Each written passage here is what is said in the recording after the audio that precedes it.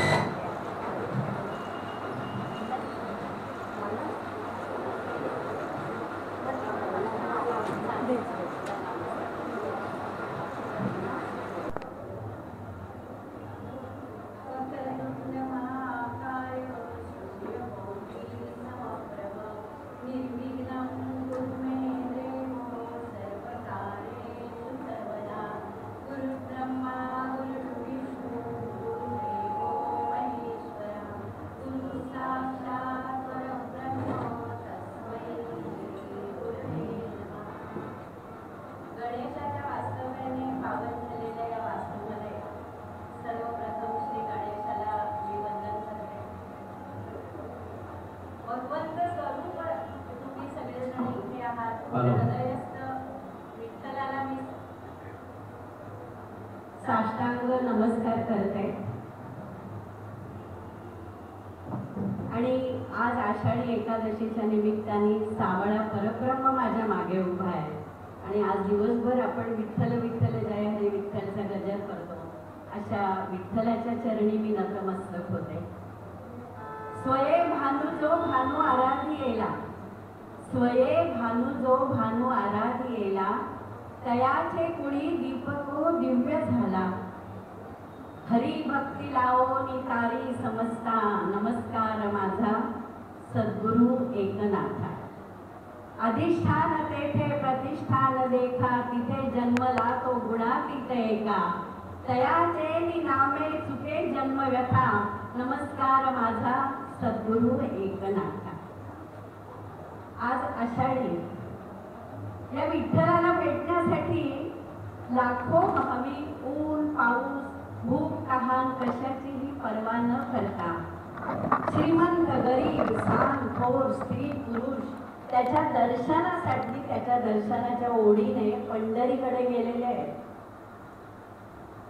अगदी संपूर्ण रांगेमध्ये उभं राहून सुद्धा दर्शन झालं नाही तरी इतक्या लांब गेल्यानंतर कळसाचं दर्शन घेऊन आणि चंद्रभागेमध्ये स्नान करून हे भाविक आता आपापल्या घरी परत जातील. ते पुढच्या एकादशी पर्यंत ही जी भक्तीची प्रेमाची जी शिदोरी त्यांना मिळणार आहे ती शिदोरी त्यांना तिथपर्यंत पुरणार. पण ही वारीची परंपरा फार पूर्वीपासून म्हणजे ज्ञानेश्वर महाराजांच्या आई वडिलांनी लग्न झाल्यावर पंढरपूरची वारी केली होती असा उल्लेख आहे. तसंच संत भानुदासांच्या कुळात सुद्धा वारीची परंपरा होती. अमुचिया पुढी पंढरीचा नेम सदा नाम विठोबाचे. म्हणजे भानुदास महाराजांच्या या कुळामध्ये सुद्धा पंढरीची वारी होती. हे भानुदास महाराज कोण तर भास्कर पंतांचे चिरंजीव. भास्कर पंत म्हणजे कोण? म्हैसाळचे कुलकर्णी आणि त्यांचे हे भानुदास महाराज चिरंजीव. भास्कर पंत हे अत्यंत श्रीमंत होते.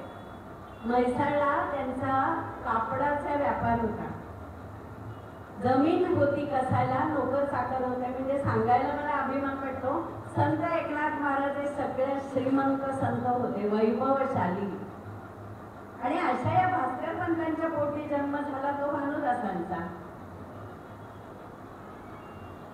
भानुदास महाराज मुळातच घेऊन आले होते ती पांडुरंग भक्ती. खरं हे नाथांचं घराणं सूर्य उपासक, पण सूर्य उपासनेबरोबर सूर्य उपासना त्यांनी विठ्ठल भक्तीत लीन करून टाकली होती. भानुदास महाराजांनी शिकावं, त्याही काळात तोच हे होता ना प्रकार. आताही वडिलांना वाटतं आपल्या मुलांनी शिकावं, मोठं व्हावं, भरपूर पैसा मिळवावा आणि स्थैर्य मिळवावं, तशीच इच्छा भास्कर पंतांची सुद्धा होती. आणि म्हणून ते भानुदास महाराजांना शिक्षणासाठी सतत मागे लागत, तगादा लावत त्यांच्या मागे. आणि भानुदास महाराजांना शिक्षणापेक्षा विठ्ठल भक्तीची आवड होती. त्यामुळे 10व्या वर्षी सुद्धा हा भानुदास विठ्ठल विठ्ठल जय हरी विठ्ठलाच्या नामस्मरणामध्ये दंग असायचा. एकदा वडील खूप रागवले, खूप वाटेल तसं बोलले आणि या भानुदासांनी घर सोडलं 10-11 वर्षाच्या. आणि कुठं आले तर गावाच्या बाहेर एक सूर्यनारायणाचं पडीक देऊळ होतं. त्या पडीक देवळामध्ये एक तळघर होतं. आणि रागावलेले भानुदास महाराज, त्यांना म्हटलं आपल्याला आता वडिलांनी शोधू नये, आपल्याला घरी जायचंच नाहीये, मुळे आपण या तळघरात बसू. म्हणून वडिलांच्या रागावर त्यांनी त्या सूर्यनारायणाच्या त्या पूजा अर्चना झालेल्या मूर्तीजवळ जाऊन तिथे बसले आणि अत्यंत दमले होते, रडले होते. वडिलांनी मारलं असेल म्हणून क्लेश झाले असतील आणि त्या पांडुरंगाच्या पायावर डोकं ठेवून भानुदास झोपी गेला. अहो, आतासारखे व्हॉट्सअप नव्हते, माणूस हरवलं की क्षणार्धात त्याचा फोटो व्हायरल, पोलीस स्टेशनला आणि ठिकठिकाणी. आपण यांना पाहिलं का? मानपाडा रोडच्या पोलीस स्टेशनला आहे, टिळकनगरच्या पोलीस स्टेशनला. आपण यांना पाहिलं असेल तर या फोनवर संपर्क करा, असा काही प्रकारच नव्हता. त्यामुळे वडिलांनी खूप शोध घेतला, पण भानुदास महाराज काही सापडले नाही. हा भक्ता भानुदास त्या सूर्यनारायणाच्या पायाला मिठी घालून बसला.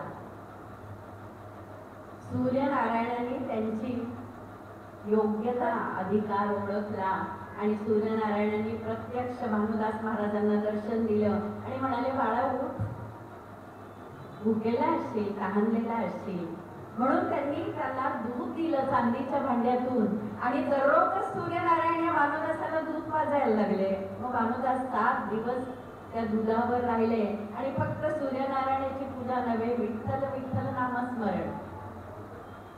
आणि मग शेवटी 7व्या-8व्या दिवशी कोणीतरी वडिलांना सांगितलं की हा मुलगा या सूर्यनारायणाच्या मंदिरात बसलेला आहे, तो तुमचा मुलगा आहे का बघा. आणि भास्कर पंत तिथे गेल्यानंतर हा मुलगा तिथे सापडला. त्यांचं आधीचं नाव पुसलं गेलं आणि त्यांनी सूर्यनारायणाची उपासना केली. प्रत्यक्ष भानू म्हणून त्यांना नाव पडलं भानुदास. सूर्याचा जो दास झाला तो भानुदास. सूर्य उपासना हा त्यांच्या घराण्यातला उपासना त्यांची. पण आता विठ्ठल भक्ती पण त्याच्याबरोबर आली, कारण विठ्ठलाचं नामस्मरण सतत केलेलं होतं. विठ्ठल विठ्ठल जय हरी विठ्ठल, पुंडलिक वरदे हरी विठ्ठल जय. जे नामस्मरण त्यांना विठ्ठलाचं आठवत होतं ते त्यांनी केलं. आणि विठ्ठल आणि सूर्यनारायणाच्या रूपामध्ये दर्शन दिलं तेव्हा सूर्यनारायणांनी विठ्ठलाच्या रूपाने येऊन भानुदास महाराजांना दर्शन दिले. आणि भानुदास महाराज आता मोठे झाले, वडील त्यांना घरी घेऊन गेले. त्यांचा चाट्याचा व्यवसाय, चाट म्हणजे कापडाचा व्यवसाय, कापडाचा व्यवसाय भानुदास महाराजांनी सुरू केला. तेव्हा काही दुकानं वगैरे अशी पद्धत नव्हती. घोड्यावर चाटे टाकायचे, लादायचे आणि गावोगावी जाऊन ते विकायचे. पण त्या विकण्यामध्ये सुद्धा सचोटी 10% नफा घेणं शास्त्राप्रमाणे. म्हणून भानुदास महाराज 10% नफा घ्यायचे आणि प्रत्यक्ष सांगायचे, बघा या कापडाच्या मागे 10 रुपये, 10 आणि जे काय आहे ते माझं आहे, परवडत असेल तर घ्या. आणि अशा पद्धतीने त्यांचा व्यवसाय सुरू झाला. श्रीमंती असलेली हळूहळू कमी झाली. घरी त्यांचा विवाह झाला होता, मुलगा झाला होता आणि आता बायकोला काळजी वाटू लागली की अशा पद्धतीने जर हा व्यवसाय केला तर कसं होणार. पण सत्यनिष्ठा जिथे असते त्या माणसाला फार काळ त्रास होत नाही आणि असत्य जिथे असतं ते टिकत नाही. ह्या 2 गोष्टींचा अनुभव भानुदास महाराजांच्या चरित्रामध्ये आहे. आणि मग परत एकदा त्यांचा व्यवसाय पुन्हा सुरू झाला आणि भानुदास महाराज आता श्रीमंत झाले आणि ठिकठिकाणी ताट्याचा व्यवसाय सुरू झाला, पण विठ्ठल भक्ती कमी झाली नाही. अर्थातच ताट्याचा व्यवसाय चांगला चालायला लागला, पैसा जास्त मिळायला लागला, सजोटीचा व्यवहार, अंतरंगी सदा नामस्मरण, सदा हरी कीर्तन, आणि याच्यामुळे पांडुरंगाने त्यांना साथ दिली म्हणायला हरकत नाही, आशीर्वाद दिले. पण बरोबरच्या मंडळींना असं वाटलं की हा आपल्यापेक्षा जास्त पैसा कमवतोय. आता त्या प्रवृत्ती सगळीकडेच आहेत. माणूस म्हटल्यावर त्या प्रवृत्ती आल्यात. आपल्यापेक्षा जास्त कोणी चांगलं होतं म्हटल्यानंतर त्याला जितकं आपल्याला त्रास देता येईल, जितकं नामकरण करता येईल तितकं करायचं असं ठरवलेलं होतं बाकीच्या लोकांनी. एकदा सगळेच घोड्यावर काठ घेऊन बाहेर पडले होते, कपड्याचे गठ्ठे घेऊन, आणि तिथे भानुदास महाराजांना कुठून तरी कीर्तनाचे सूर ऐकायला आले. म्हटल्यावर भानुदास महाराजांनी आपल्या बरोबरच्या लोकांना सांगितलं, तुम्ही जरा माझ्या घोड्याकडे आणि कापडाच्या गठ्ठ्यांकडे लक्ष द्या, मी जिथे कुठे कीर्तन चाललंय ते कीर्तन ऐकून येतो.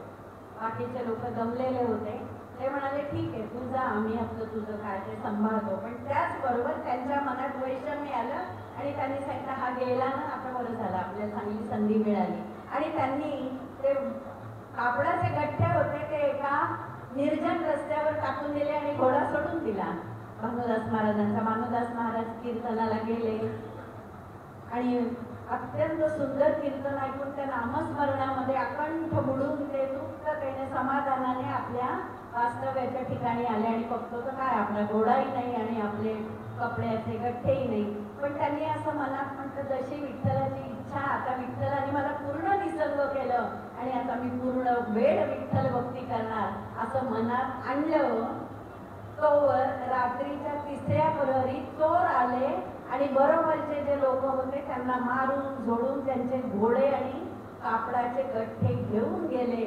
आणि नंतर बघतात तो काय, एक मोजदार, विठ्ठलांनी मोजदाराचं रूप घेतलं होतं. मोजदार म्हणजे घोड्यांना सांभाळणारा. आणि एक मोजदार तो घोडा घेऊन म्हणाला, अरे भानुदासा, तुझा घोडा कवापासून मी हातात त्याचे लगाम धरून बसलोय, मागे तुझ्या ताब्यात. आणि एका माणसाने डोक्यावरनं कापडाचे गठ्ठे आणून दिले आणि सांगितलं, भानुदासा हे तुझे कपड्याचे गठ्ठे.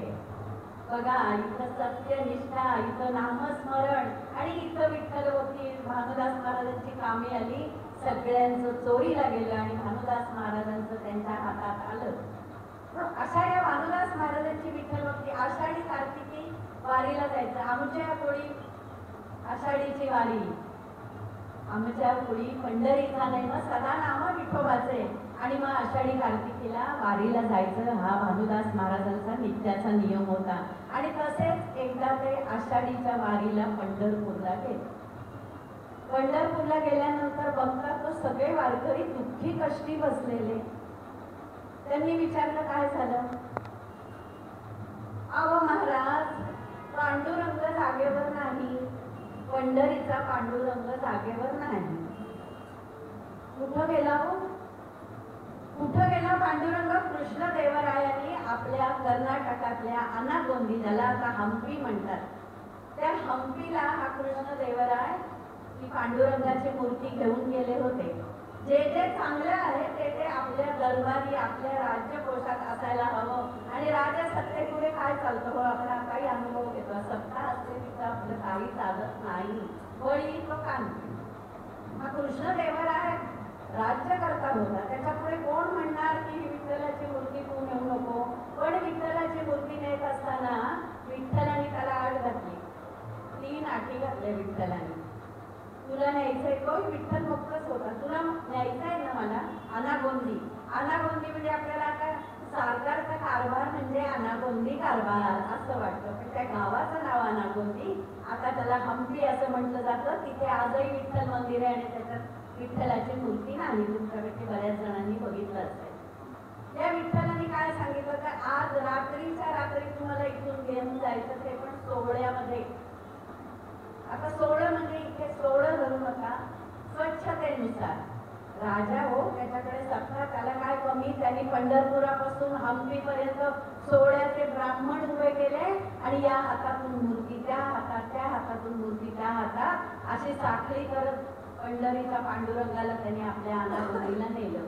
दुसरं त्यांनी सांगितलं की माझ्या भक्तांचा छळ झाला तर मी तिथे एक क्षणही राहणार नाही तुझ्या घरी, त्यामुळे माझ्या भक्तांचा छळ होता उपयोगाचा नाही. कृष्णदेवरायाने सगळ्या अटी मान्य केल्या आणि हा पंढरीचा पांडुरंग फक्त त्याची परीक्षा बघण्यासाठी अनागोंदीला म्हणजे हंपीला गेला.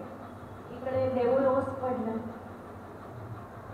सगळे रडवेले झाले, सगळे शोक करू लागले, विठ्ठलाला विचारू लागले, का रे बा विठ्ठला, आमच्या हातून काय चुकलं म्हणून तू आम्हाला सोडून निघून गेलास? अरे पावसा पाण्याची पर्वा न करता, भूक कहाण्याची पर्वा न करता आम्ही तुझ्या दर्शनाला येतो रे लांब लांबून, आणि तुला आमचा कटाळा आला म्हणून तू निघून गेलास का? भानुदास महाराजांना हे कळल्यावर ते म्हणाले, काळजी करू नका, मी विठ्ठलाला परत घेऊन येतो. एवढा आत्मविश्वास स्वतःच्या श्रद्धेवर, स्वतःच्या भक्तीवर. आम्ही फक्त देवाला नवस करतो, हे माझं होऊ दे, एक नारळ ठेवी, 5 नारळाचं तोरण बांधीन, किलोभर पेढे ठेवीन. पुन्हा मनामध्ये वैकल्प येतोच, मी एवढा नवस बोलले पण माझा नवस पूर्ण होतोय का नाही, म्हणजे परमेश्वरावर विश्वास नाही. पण भानुदास महाराजांनी पक्का विश्वास म्हणाले, मी पंढरपूरच्या आपल्या पांडुरंगाला घेऊन येणार. त्याप्रमाणे मजल दर मजल करत भानुदास महाराज पोचले की अनागोंदीला. विठ्ठल भक्तीचं तेज एवढं प्रखर होतं, मनाची सात्विकता होती, मनाची शुद्धता होती, कुणाबद्दल किल्बिष नव्हतं, द्वेष नव्हता, मत्सर नव्हता, कुणाबद्दल मनामध्ये ईर्ष्या नव्हती. आणि ते भानुदास महाराज रात्रीच्या वेळी पांडुरंगाच्या देवळासमोर जाऊन उभे राहिले. आणि काय आश्चर्य, कुलप गळून पडली आणि कडक पहारा असलेल्या सैनिकांना झोप लागली. 8वा कृष्ण जन्म, हा कृष्णाचाच तर जन्म आहे. आणि मग भानुदास महाराज विठ्ठलाच्या देवळामध्ये आत गेले, कडकडून विठ्ठलाला मिठी मारली, म्हणाले, अरे का रे विठ्ठला, का निघून आलास तिकडून? तू इथं राजोपचार भोगतोय, गळ्यामध्ये तुझ्या तुळशीची माळ नाही, वैजंतीची माळ नाही, आणि इथं नवरत्नांचे हार, सुवर्ण अलंकार घालून तू सगळं इथे छान भोगतोय, आणि तुझे भक्त पंढरीला वाट बघतायत तुझी. तुला माझ्या बरोबर पंढरीला यायला पाहिजे. हट्टच धरला. पांडुरंगाने गळा भेट घेतलीच होती, आपल्या गळ्यातला तुळशीचा हार भानुदासांच्या गळ्यात घातला आणि त्या तुळशीच्या हाराबरोबर नवरत्नांचा हार पण त्यांच्या गळ्यात केला. भानुदास महाराज म्हणाले, मी उद्या तुला न्यायला येणार आहे.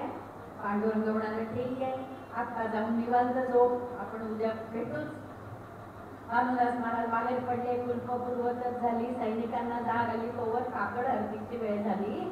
आणि काकड आरतीच्या वेळेला पांडुरंगाचा पुजारी तिथे आला आणि राजा दर्शनाला आला. बघतो तर काय, पांडुरंगाच्या गळ्यातल्या नवरत्नाच्या हाराची चोरी झाली, चोरी झाली. सगळीकडे गोंधळ झाला. नवरत्नाचा हार एवढ्या बड्या कुलपातनं कोणी नेला? सगळीकडे राजाचे सैनिक गेले. तुंगभद्रा नदीच्या काठी हे हंपी गाव आहे, आणि या तुंगभद्रेमध्ये अनंत आणि भानुदास महाराज आपली आंघोळ आणि स्नान संध्या करत होते. काका, आता विठ्ठल माझ्या बरोबर येणार. आणि तेवढ्या गळ्यातला नवरत्नांचा हार चमकला आणि सैनिकांना वाटलं चोर सापडला. काढण्या घातल्या हातामध्ये भानुदास महाराजांच्या, आणि त्यांना राजाकडे घेऊन जायला निघाले. राजा म्हणाले, इकडे आणायची गरज नाही, त्यांना परस्पर सुळावर चढवा. आता फासावर चढवतात, पूर्वी सुळावर चढवायची पद्धत होती. कोर्ट कचेरी नव्हती, वकील नव्हते, वर्षानुवर्ष काही केसेस चालत नव्हत्या, तर आता ताबडतोब सुळावर चढवायचं. म्हणून भानुदास महाराजांच्या दोन्ही हातात काढण्या घातल्या. भानुदास महाराजांनी विठ्ठलाला सांगितलं, बरं केलंस विठ्ठला, बरं केलंस रे बाबा, एवढ्या तुझ्या भक्तीने दर्शनाला आलो, रात्री माझ्याशी गोडगोड बोललास, तुझ्या येतो म्हणून, आणि यायचं नव्हतंस ते सांगायचं, बाबा नाही येणार, मग हे कशाला केलं? पण अजून गोष्ट संपलेली नव्हती. भानुदास महाराज सुळा जवळ गेल्यानंतर सुळाला पालवी फुटली. इथे सूळ पानावले, प्रत्यक्ष भगवंत तिथे आले.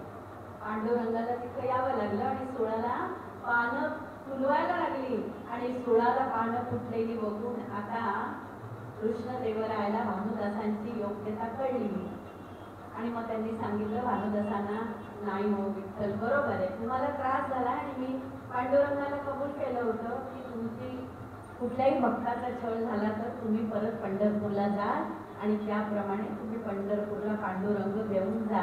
आजही हंपीचं पांडुरंगाचं मंदिर रिकामं आहे, तिथे खास आहे बसवलेली पांडुरंगाची मूर्ती. पण पांडुरंगाची मूर्ती भानुदासांनी पंढरपूरला आणली. आता आणायची झाल्यावर एवढी मोठी मूर्ती एकटे भानुदास कसे घेऊन जाणार ना. त्यांनी त्याला सांगितलं, बाबा मला काही तुला एवढं नेणं शक्य नाहीये.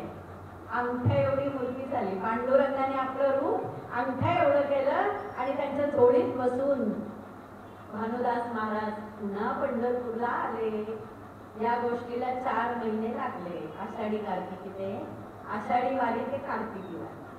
कार्तिकी वारीला पुन्हा वेसेवर येताना पांडुरंगाची मूर्ती पूर्वतत्तीने आपलं रूप धारण केलं. आता सगळ्या भक्तांना कळलं की पांडुरंग पंढरीस आले. एवढा आनंद झाला. गुढ्या उभारल्या गेल्या, सडे घातले, रांगोळ्या झाल्या, ढोल ताशे टाळ मृदुंगाचा गजर सुरू झाला. बोला पुंडलिक वरदे हर विठ्ठल. आणि मग भानुदास महाराजांनी ही मूर्ती आणली तिथं, म्हणून भानुदास महाराजांच्या हातूनच पांडुरंगाची प्रतिष्ठापना झाली. तो दिवस होता कार्तिकी एकादशी. कार्तिकी एकादशीला पुन्हा विठ्ठल तिथे आले. भक्तगणांना अतिशय आनंद झाला आणि भानुदास महाराजांनी त्याच्यावर अभंग रचलेले 100 अभंग भानुदास महाराजांचे आहेत, पण ते फारसे प्रचलित झाले नाही. भानुदास महाराजांचा जन्म अशा वेळेला झाला. ज्ञानेश्वर आणि नामदेवांनी एक संतांची मांदियाळी होती त्यावेळेला. आता आपण सगळी इथे व्यासपीठावर बघितली, सगळे संत आपल्याला आषाढी एकादशीच्या निमित्ताने आज भेटून गेले आणि पंढरीच्या पांडुरंगासह आपण त्यांचं दर्शन घेतलं. तर त्यावेळेला संत दामाजी, तुम्हाला माहिती असेल सिनेमा सुद्धा आला होता नाना महार पंढरीनाथ, आणि दामाजीची गोष्ट होती. दामाजीचे समकालीन भानुदास होते, बाकी संत मात्र कुणी नव्हते.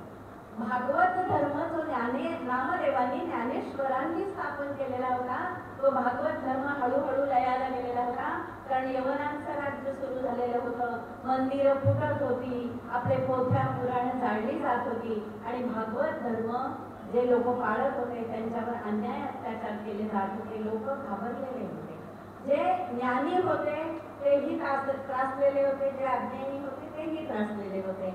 विठ्ठल भक्ती करायची म्हटल्यानंतर ती हळूहळू लोप पावायला लागलेली होती आणि या विठ्ठल भक्तीचं, या भागवत धर्माचं आणि या वारीचं पुनरुज्जीवन कोणी केलं असेल तर संत भानुदास महाराजांनी. भानुदास महाराजांनी विठ्ठल पंढरीला आणला नसता तर आज आपण आषाढीच्या वारीला पंढरीला गेलो नसतो, आपल्याला हंपीला जावं लागलं. आणि पंढरीच्या वारीवर जे अभंग लिहिलेले तुकारामांनी लिहिले, नामदेवांनी, जनाईनी, मुक्ताईनी, निवृत्तीनाथांनी, ते अभंग आपल्याला हंपीवर घ्यावे लागले असते. असं हे भानुदास महाराजांचं महान कार्य आहे की ज्याच्यामुळे आज आपण आषाढीची वारी पंढरपूरला साजरी करतो. आणि अशा या भानुदास महाराजांचं विठ्ठलाला केवढे उपकार वाटले. थोर तुझे उपकार दृष्टी लाविले पंढरपूर. तुझे उपकार इतके थोर आहे की मी तुला 2 वचन देतो. कोणतं वचन? मी तुझ्या पुढ्यात जन्माला येईल आणि तुला सदैव माझ्याजवळ ठेवेल. आज तोडखांबी जो मंडप आहे पंढरपूरचा, त्याच्या डाव्या बाजूला भानुदास महाराजांची समाधी आहे. म्हणजे भानुदास महाराज आज तिथेच त्यांच्याजवळ चिरकाल राहिलेले आहेत. आजही भानुदास महाराजांच्या समाधीचा सोहळा आमच्या नाथवंशस्थांच्या हाताने पार पडतो. कार्तिकी एकादशीला आमच्या नाथवंशस्थांच्या हाताने तिथे रथोत्सव निघतो. म्हणजे भानुदास महाराजांचं नामस्मरण आजही केलं जातं. आणि माझ्या माहेरी गजरे संत भानुदास एकनाथ महाराज की जय. जनार्दन एकनाथ ही नाथांची नाममुद्रा आहे. आता भानुदास महाराजांचा कार्यकाळ संपला, त्यांना मुलगा झाला, त्याचं नाव चक्रपाणी. बघा पुन्हा सूर्याचंच नाव आलं.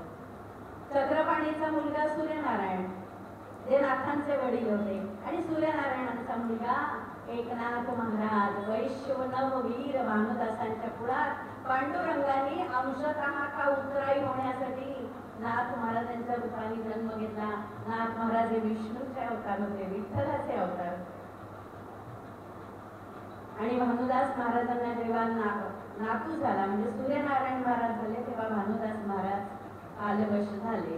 म्हणजे तेव्हा त्यांनी समाधी घेतली आणि आजही विठ्ठलाच्या तिथे त्यांची समाधी आहे. आता जन्म घ्यायचा झाला तर त्याला आई वडील सुद्धा तितक्याच पात्रतेचे पाहिजे. विठ्ठल आला आणि त्यांनी कोणाच्याही पोटी जन्म नाही घेतला. ज्ञानेश्वर महाराज जन्माला आले, आई वडील कसे निवडले त्यांनी? शुद्ध बीजापोटी फळे रसाळ म्हटले. आणि मग जेव्हा नाथ महाराजांचा जन्म झाला सूर्यनारायणाच्या पोटी, त्यावेळेला मात्र नाथ महाराज मूळ नक्षत्रावर जन्माला आले.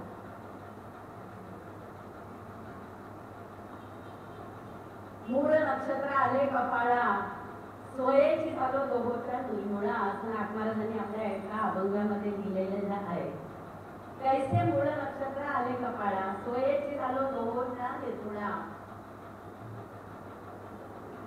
आता प्रत्यक्ष पांडुरंगाने अवतार घेतला, आपण तो घेतला मनुष्य जन्मामध्ये. म्हणजे मनुष्य जन्माचे प्रारब्ध योग भोग सगळे नाथांना आले. प्रथम वर्षे गेली माता, तृतीय वर्षे गेला पिता. पहिल्याच वर्षी नाथ वर्षाच्या आत त्यांची माता निवर्तली आणि तिसऱ्या वर्षी सूर्यनारायण महाराज निवर्तले. मग पालन पोषण कुणी केलं तर चक्रपाणी आजोबा आणि सरस्वती आजीनी.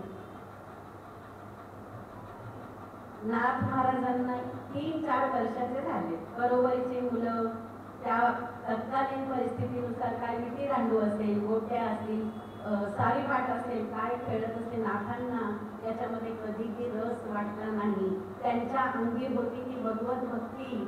श्रीकृष्णाचं कार्य पूर्ण करण्यासाठी ज्ञानेश्वर महाराजांचा जन्म झाला. ज्ञानेश्वर महाराजांचा जन्म गोकुळ अष्टमीच्या दिवशी. गीतेचं सार त्यांनी ज्ञानेश्वरीच्या रूपाने, भावार्थ दीपिकेच्या रूपाने आपल्या जनमानसांच्या पुढे ठेवलं आणि त्यांचं अपूर्ण राहिलेलं कार्य करण्यासाठी नाथ महाराजांचा जन्म झाला. ज्ञानी याचा एका आणि नामदेवाचा. ज्ञानेश्वर महाराजांनी आशीर्वाद दिला असेल एकनाथ महाराजांना आणि मग एकनाथ महाराजांना लहानपणापासून काय होतं तर दगडाचे देव करावे, पळीची विणा करावी, एखादं भगव्या रंगाचं आजीच्या पातळाचं पडकं त्या एखाद्या काठीला बांधावं आणि जय जय रामकृष्ण हरी मोड्या बोलात म्हणावं. रामकृष्ण हरी हा मंत्र सुद्धा नाथांनी दिलेला आहे. रामकृष्ण हरी या मंत्राचा अर्थ काय तर रामाचे आचार. रामाचे आचार म्हणजे रामाचं जे त्यांनी आचरण केलेले ते. कृष्णाचे विचार. कृष्णाने विचार काय दिला की तुझं तू युद्ध लढायचंय, मी तुला युक्तीच्या 4 गोष्टी सांगेन पण मी शस्त्र हातात घेणार नाही. आजही आपल्याला तो तेच सांगतो की तुमची लढाई तुम्ही लढा. आणि हरीचा उच्चार या दोन्हीचं तारून नेण्यासाठी काय करायचंय तर विठ्ठलाचं हरीचं नामस्मरण करायचंय. म्हणून आपण हरी नामस्मरण करतो. हरिपाठ अनेक संतांनी रचलेले. आता नाथ मोठे व्हायला लागले. 6व्या वर्षी त्यांची मुंज झाली. मुंज झाल्यानंतर अत्यंत तैल बुद्धी आणि परमेश्वराबद्दलची प्रचंड आसक्ती आणि त्याबरोबर जनमानसांच्या बद्दल असलेला कळवळा, जिव्हाळा आजूबाजूला बघत होते. पैठण हे त्या कालचं प्रथम स्थान ब्रह्मदेवानी पहिल्यांदा बसलं ते पैठण म्हणजे प्रतिष्ठान. प्रतिष्ठान म्हणजे पैठण. पहिल्या शतकामध्ये पैठणचा उल्लेख आहे. आजही तिथे तीर्थखांब आहे. असं म्हटलं जातं की त्या तीर्थखांबावर बसून कावळा पाणी पिऊन त्या दिवशी जगबुडी होईल. आजपर्यंत तरी काही झालं नाही. नाथ मोठे व्हायला लागले पण त्यांना ओढ कसली लागली सद्गुरूची. का बरं तर परमेश्वरापर्यंत नेण्यासाठी सद्गुरूची आपल्याला नितांत आवश्यकता आहे. घरी पुराणिक द्यायचे शिकवायला. होम स्कूलिंग तेव्हा स्कूलिंग नव्हतं तर पंडित यायचे आणि नाथ महाराज ते ज्ञान दुधासारखं पाण्यासारखं गटागटा पिऊन टाकायचे आणि मनात अनेक प्रश्न त्यांना पंडितांना त्या शास्त्रीजींना विचारायचे. शास्त्रीजी म्हणायचे बाळा आम्ही पोटात आम्ही पोटासाठी शिकवतो, हे ज्ञान आमच्या जवळ नाही, तुला हे ज्ञान कोण देईल तर सद्गुरू देईल. मग हे सद्गुरू कुठे भेटतील तर ते सद्गुरू भेटायचे सुद्धा एक ठराविक वेळ यावी लागते. जेव्हा गुरु त्यासाठी पात्र होतो, योग्य होतो, तेव्हा सद्गुरू त्याला प्रत्यक्ष भेटतात, त्याला शोधत येतात. अशा अनेक घटना आपण ऐकतो.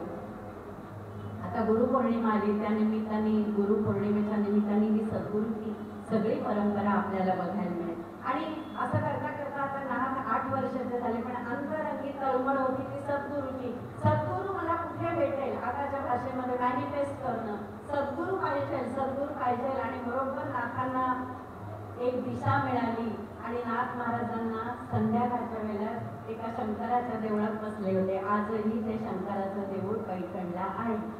तिथे बसल्यानंतर हा एका ध्यानस्थ बसलेला असताना जणू आकाशवाणी झाली की तू देवगडला जा, देवगिरीच्या किल्ल्यावर तुला सद्गुरू भेटतील. आणि नाथ महाराजांनी त्या क्षणी चालायला सुरुवात केली.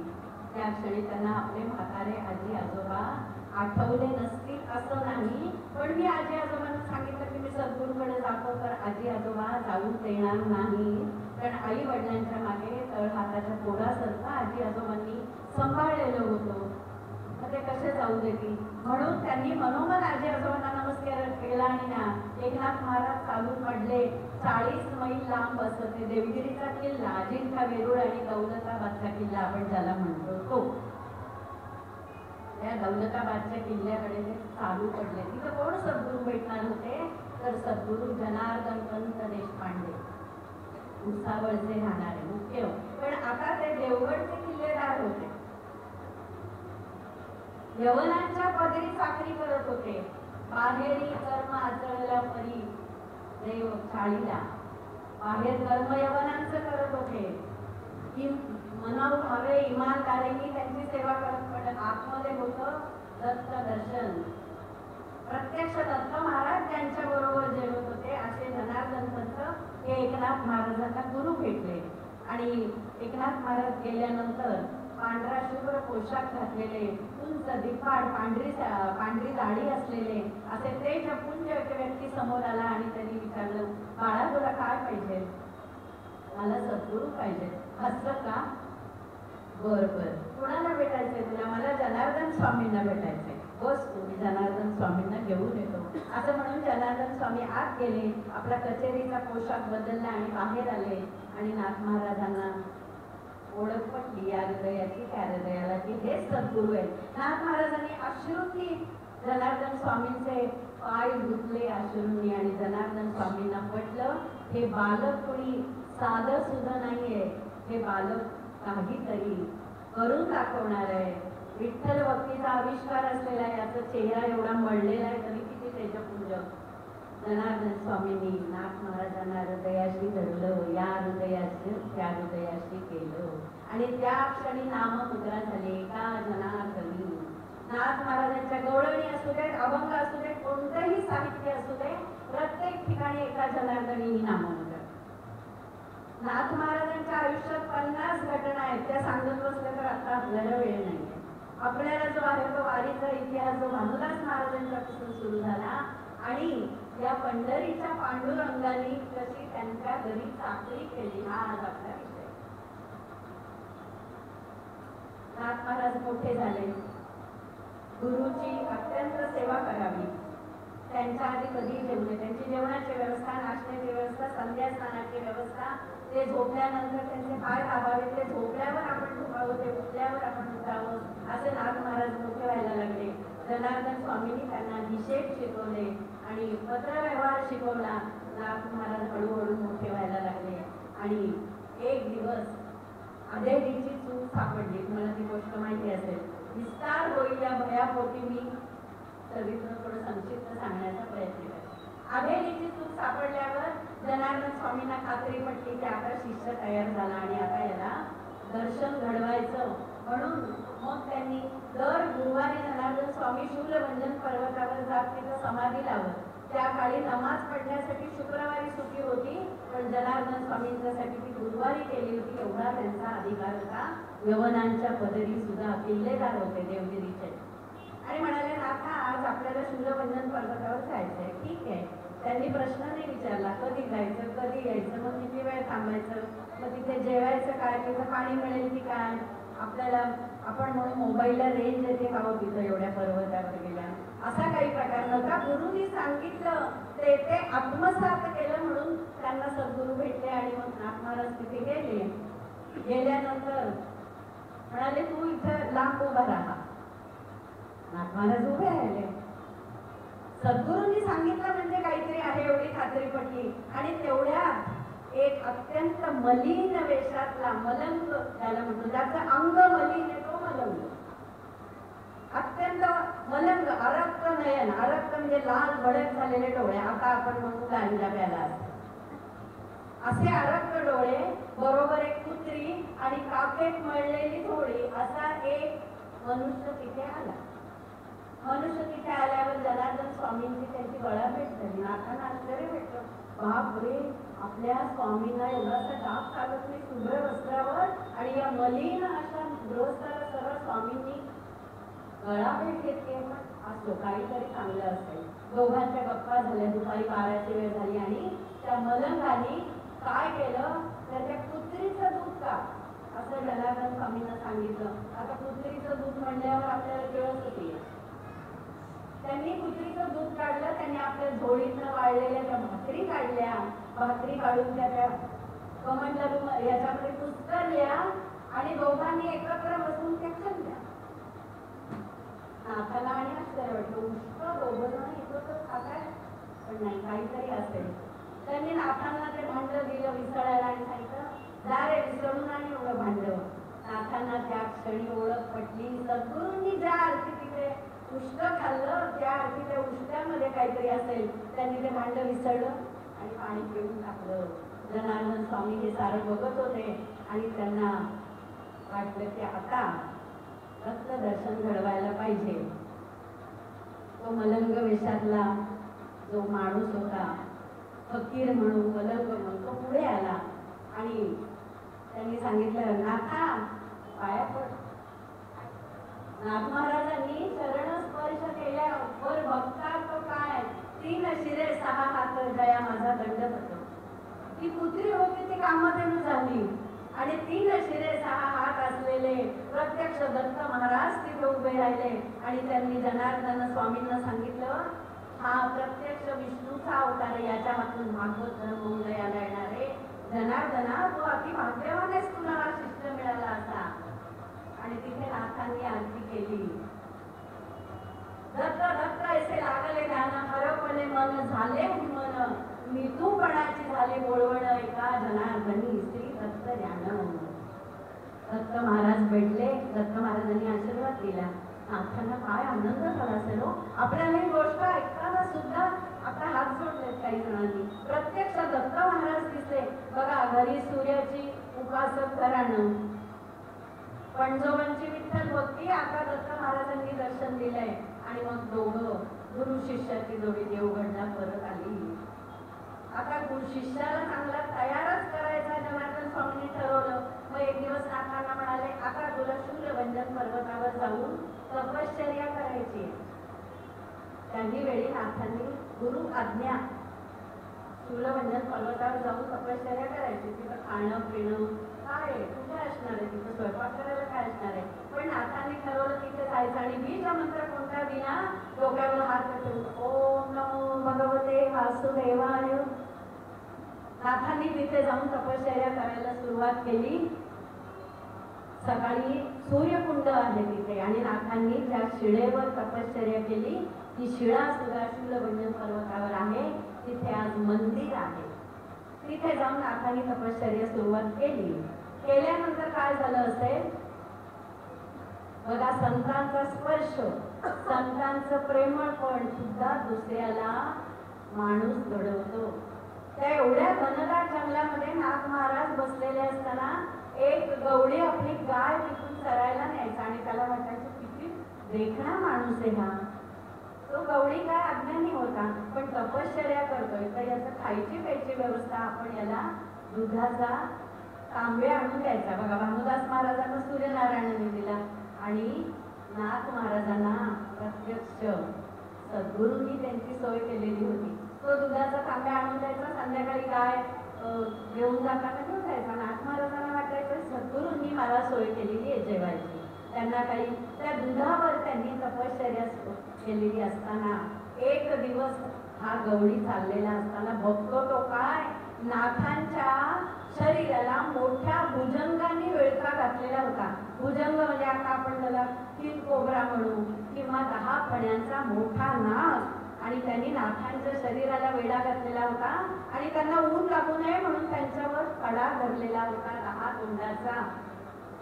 आणि तो भुजंग बघितल्या क्षणी गवळ्याच्या तोंडून मोठी किंकाळी बाहेर पडली आणि नाथांची समाधी उतरली. कारण नाथांची समाधी उतरताना त्या भुजंगाला हालचाल जाणवायची आणि भुजंग सळसळत निघून जायचा. तर आला होता तो नाथांना चावायला, पण नाथांच्या शरीराचा स्पर्श झाल्यावर त्याची बुद्धी पालटली आणि तो नाथांच्यावर छत्र धरू लागला. आणि तो भुजंग जेव्हा सळसळत जायला लागला तेव्हा या गवळ्यांनी किंकाळी फोडली आणि बघतो तो काय एवढा मोठा भुजंग. नाथांनी सांगितलं आम्हा डंक आला काळ परी तो झालाच ती कृपाळू. आम्हाला काळ डंक करायला आलेला होता पण तो कृपाळू झालेला आहे आणि आम्हाला डंक केला नाही. त्याही अवस्थेत नाथांनी आपला दुधाचा गडवा त्या नागाच्या पुढे केला. नागाने ते दूध गटागटा प्यालं आणि सावळ्या परब्रह्माने दर्शन दिलं. कृष्णाच्या रूपात नाग तो तिथे उभा राहिला. आता सुदर्शन चक्र आणि सुंदर असं ते कृष्णाचं मनोहारी रूप बघितल्यानंतर नाथ महाराजांनी साष्टांग दंडवत घातलं. बघा श्रीकृष्णाने सुद्धा दर्शन दिलं. 4 जणांनी नाथांना दर्शन दिलं. तेवढी त्यांची योग्यता. जनार्दन स्वामींनी सांगितलं होतं की ती आली तर ताबडतोब मला सांगायला यायचं. त्याप्रमाणे नाथ देवगडला आले आणि आता त्यांची तीर्थयात्रा सुरू झाली होती. तीर्थयात्रा कशासाठी तर जागोजागी जाऊन लोकांचं लोकजीवन कसं आहे ते बघण्यासाठी. ज्या कार्यासाठी तू माझ्याकडे आलास भगवत भक्ती हे तुझं जरी उद्दिष्ट असेल तरी रंजल्या गांजल्यांना भगवंताची प्राप्ती कशी करून देता येईल ही तुझी कळमळ आहे. याच्यासाठी तू आलायस तर हे तुला घडवायला आता तीर्थयात्रेला निघाले. काही काळ मी तुझ्या बरोबर असणार आहे पण आता तुझा आणि माझा आत्मा एकच आहे. आता द्वैत भाव नको आणि नाथा आता तू पुढे जायचं. नाथांना फार वाईट वाटलं. सद्गुरूचे चरण आता आपल्याला अंतरणार. जनार्दन स्वामींना 2 पत्नी होत्या. त्याच्या एका पत्नीला सांगितलं लक्ष्मीबाई आज नाथांसाठी कानोला करा आणि दैवत करा. आज नाथ महाराज पुढच्या प्रवासाला चालले. तोपर्यंत नाथच होते, महाराज झाले नव्हते. आणि मग नाथांनी तीर्थयात्रा केल्या. तीर्थयात्रा केल्यानंतर फिरत फिरत ते पैठणला. मी पुन्हा पुन्हा सांगते चरित्र एवढं मोठं आहे इथं विस्तार होईल आपल्याला ऐकायला त्याचा कदाचित हे होऊ शकतो म्हणून संक्षिप्त सांगते. आजी आजोबांनी नाथांना खूप ठिकाणी शोधलं आणि खूप कंटाळले होते. डोळ्याची निरांजन करून त्या नाथांची वाट बघत होते. आमचा एकोबा सुरक्षित असू दे. एकोबा का आपलं एकुलता एक म्हणून एकोबा. नाथांची कुलस्वामिनी रेणुका एकविरा अंगूरची तिचं नाव म्हणून एकवीरा म्हणून एकनाथ. आणि हा लोकनाथ झाला, हा समाजाचा नाथ झाला म्हणून हा एकनाथ. आणि आता नाथांचं त्यांनी सांगितलं आमचा एकुलता एक नातो याला जर मुलबाळ नाही झालं तर आमचा वंश खंडित होईल. भानुदास महाराजांचा भास्कर पंथांचा हा वंश जर खंडित झाला तर पुढे कसं व्हायचं. जनार्दन स्वामींनी सांगितलं असं होणार नाही. मी नाथासाठी पत्र देतो आणि ते पत्र त्यांनी दिलं की प्रपंच करावा नेटका आणि परमार्थ साधावा नेटका. नाथ महाराज एकमेव असे होते की ज्यांनी प्रपंच करत असताना परमार्थही साधलेला होता. आणि ते पत्र एका शिष्याकरवी आजी आजोबांना मिळालं. आजी आजोबांनी नाथ महाराजांना दिलं. आता नाथ महाराज ओठ झालेले होते आणि आता लग्नाची वेळ आलेली होती. जिथे जे पत्र नाथांनी आपल्या चरणाला लावलं ते ठिकाणही आज तिथे आले. आमच्या नाथांच्या वेळेला हे बघायला मिळतं. मग नाथांचा विवाह झाला. वैजापूरची गिरिजा नावाची अत्यंत सात्विक सद्गुणी सुदृढ सालस अशी पत्नी नाथांना मिळाली. आणि दुधात साखर विरघळावी तशी गिरिजा नाथांच्या संसारामध्ये विरघळून गेली. वेगळं पण काही नव्हतं. नाथांच्या घरी कायम अन्नछत्र, 5-25 माणसं तरी जेवायला असत आणि रोज हा स्वयंपाक गिरिजाबाई न कंटाळता रांधत होत्या. प्रत्यक्ष अन्नपूर्णा होत्या. शिवपार्वती लक्ष्मीनारायणाचा जोडा जसा असावा त्याही पेक्षा विलक्षण सुंदर अनुरूप असा हा जोडा होता एकनाथ महाराज आणि गिरिजा. अर्थातच विवाहानंतर आजी आजोबा म्हातारे झाले आणि नाथांच्या पोटी 3 अपत्ये जन्माला आली. मोठी गंगा, मधला हरी आणि धाकटी गोदा.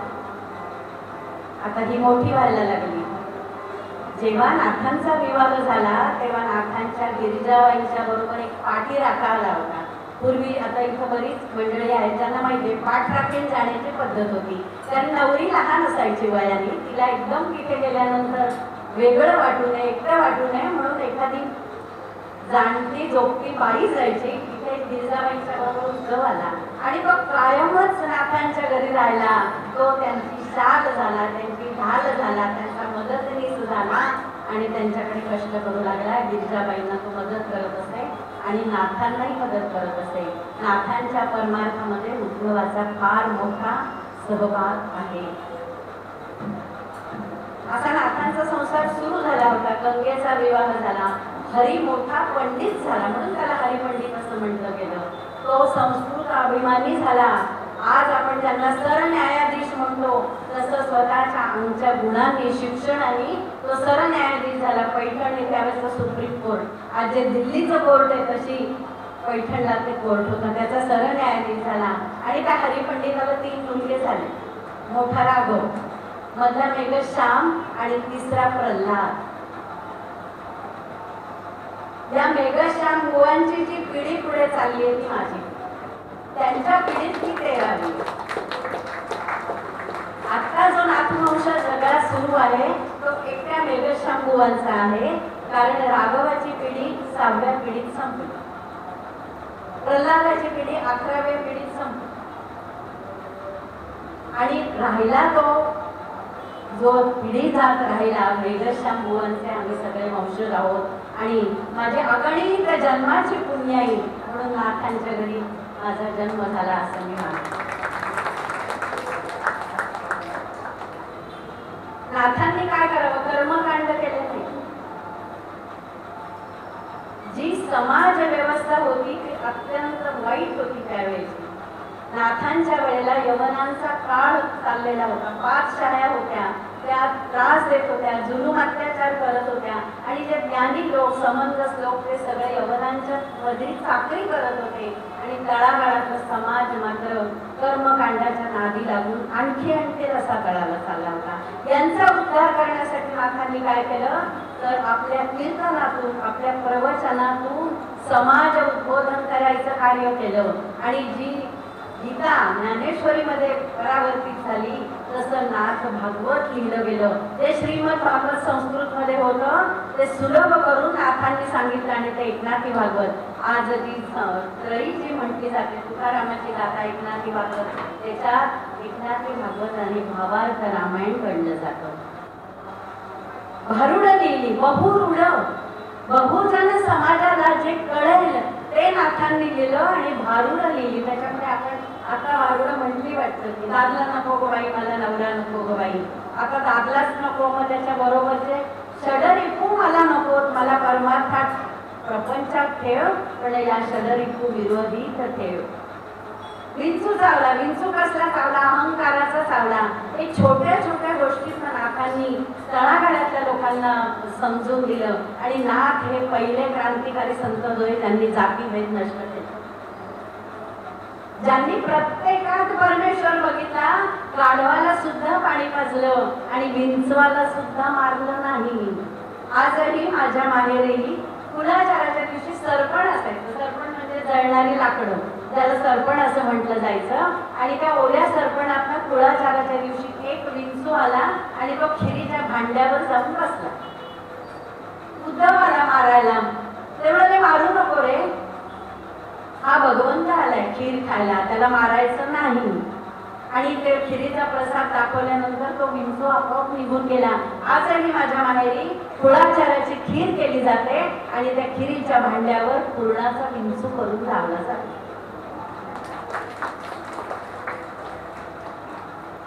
मग अस्पृश्याचं मूल आहे.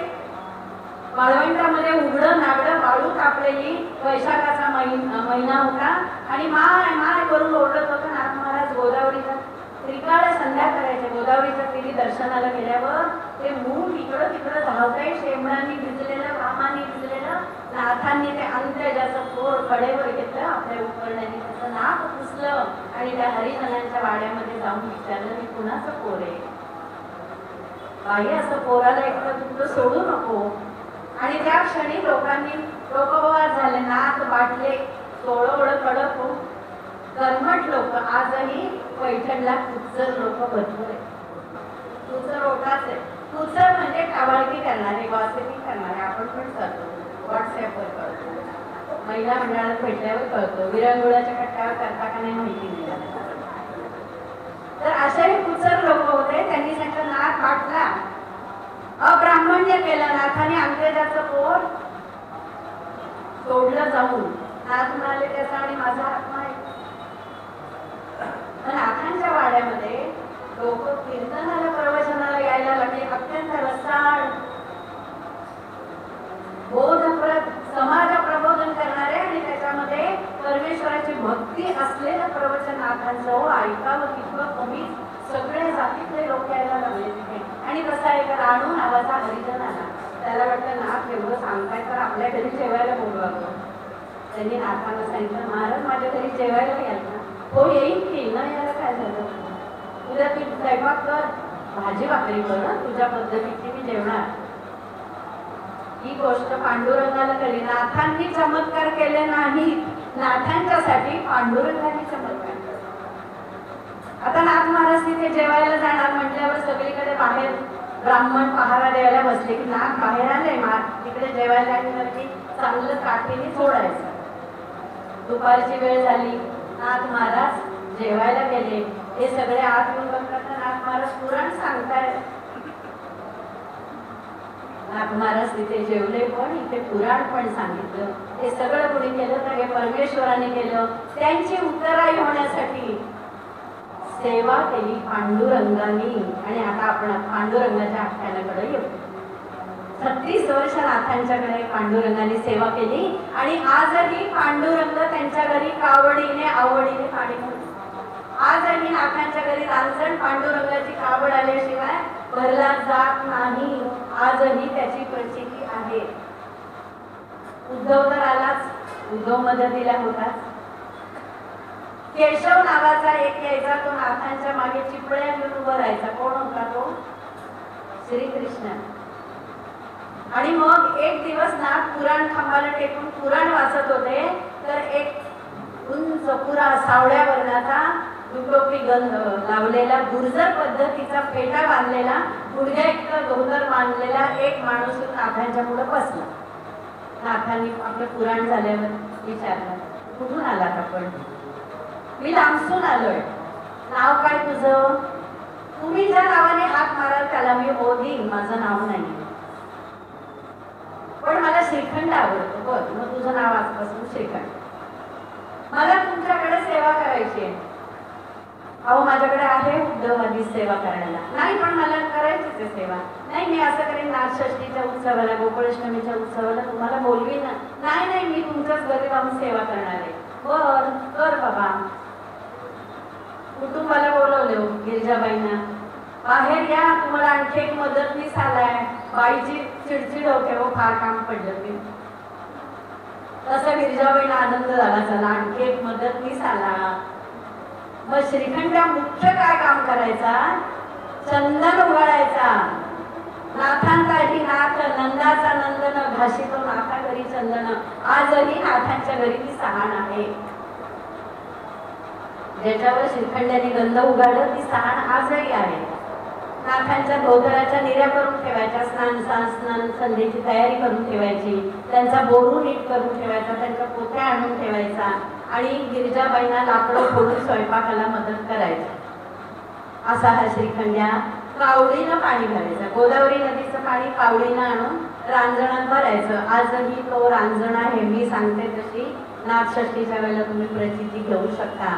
जोपर्यंत विठ्ठलाची कावड येत नाही तोपर्यंत नाथांचा रांजण भरत नाही. मग उत्सव केला जातो. तुकाराम बीजेच्या दिवशी रांजण कोरडा केला जातो. त्याच्यात धुपाची शेगडी टाकली जाते. तो धुपवला जातो आणि रांजणाची पूजा करून गावातले लहान थोर स्त्रिया पुरुष सगळे येऊन त्या रांजणात पाणी भरतात. आम्ही लहानपणी एवढ्याशा कळशाही भरत होतो. मोठे झाल्यावर मोठ्या कळशा यायला लागल्या. आता म्हणे भरत नाही की टँकर आणून सुद्धा रांजण भरत नाही. 8 फूट खोल आहे. खणाचं माप तुम्हाला माहिती असेल. पूर्वी म्हणायचे 1 खणाचं घर आहे, 2 खणाचं घर आहे. असा 1 खणाचा आकार असलेला तो रांजण आहे. आणि ज्या क्षणी पांडुरंगाची कावड येते त्या क्षणाने नाथांच्या घरची उंची पूर्ण पाण्याला लागली तहानं. असं पाणी खालून वरती जातं. समुद्राला जशा लाटा येतात तशा नाथांची श्रीकृष्णाची कावड आल्याबरोबर तो नाथांचा रांजण भरला होता. तर तिथं श्री यांनी काय करावं, पाणी आणून होतावं. जरा पाणी कमी झालं की श्रीखंड्या निघाला कावड घेऊन. आजही याची प्रचिती आहे. आणि मग हा श्रीखंड्या तिथं सेवेला लागला. होऊ कसा उतराई तुझा, विचारलं पांडुरंगाने, तुझा उतराई होण्याची संधी कशी मला, तर ती श्रीखंड्याच्या रूपाने. आज असं म्हटलं जातं की श्रीखंड्याचे वंशज आहेत निजामपूरकर बुवा, उपासनी बुवा, ज्यांचं आपण कधी नाव ऐकलं असेल ते त्यांचे वंशज आहेत असं म्हटलं जातं. या श्रीखंड्याने प्रत्यक्ष पांडुरंगाने नाथांची सेवा करायला प्रारंभ केला. म्हणजे भानुदास महाराजांची पुण्य केवढी की त्यांच्या घरी पांडुरंग जन्माला नाथांच्या रूपाने. आणि केवढी पुण्य आहे की प्रत्यक्ष पांडुरंग त्यांच्या घरी पाणी भरू लागला. नाथ भजन करायला लागले, कीर्तन करायला लागले की यांनी मागे विणा घेऊन नाथांची साथ करावी. असा हा श्रीकृष्ण नाथांच्या घरी सेवेला रुजू होता. एक दिवस एक द्वारकेचा ब्राह्मण शर्मा नावाचा पैठणला आला. पैठणला आल्याबरोबर नाथांनी अर्थातच त्याला विचारलं, कुठून आला, काय आला. गुळ पाणी दिलं. आपण माझ्या घरी जेवायला थांबा. गिरजाबाईंना सांगितलं आज आणखी एक आपल्या घरी जेवायला आहे ग्रस्त.